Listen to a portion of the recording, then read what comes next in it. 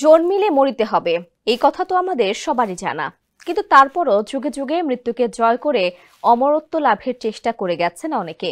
সম্প্রতি বেইজিংয়ে সামরিক কুচকাওয়াজের সময় চীনের প্রেসিডেন্ট শি জিনপিং এবং রাশিয়ার প্রেসিডেন্ট ভ্লাদিমির পুতিনের মধ্যে আলোচনা এসেছিল অঙ্গ প্রতিস্থাপনের মাধ্যমে অমরত্ব লাভের কথা। অমরত্ব আসলেই কি সম্ভব? প্রেসিডেন্ট পুতিনের পক্ষ থেকে ম্যান্ডারিন ভাষায় কথা বলা একজন অনুবাদক শি জিনপিংকে এই বিষয়ে বলতে শোনা যায়। তিনি বলছিলেন কিভাবে মানুষের অঙ্গ প্রত্যঙ্গ বারবার প্রতিস্থাপন করা যেতে পারে যাতে বয়স হওয়া সত্ত্বেও মানুষ আরো তরুণ থাকতে পারে। শুধু তাই নয়, অনির্দিষ্টকালের জন্য বার্ধক্যকেও ঠেকিয়ে রাখা যায়, এটা উঠে আসে আলাপে।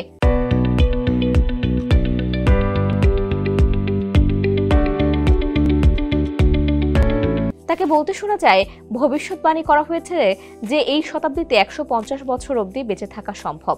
দুজনের হাসি দেখে বোঝা যায় যে এটা হয়তো কিছুটা ঠাট্টাই ছিল, কিন্তু তাদের এই আলোচনার নেপথ্যে কি কোনো কারণ আছে?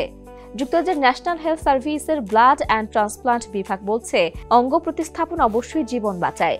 ওষুধ এবং প্রযুক্তির অব্যাহত অগ্রগতির কারণে প্রতিস্থাপিত অঙ্গ মানুষের দেহে দীর্ঘস্থায়ী হচ্ছে। কিছু রোগের কিডনি প্রতিস্থাপন করার পর 50 বছরেরও বেশি সময় ধরে তা কাজ করে চলেছে।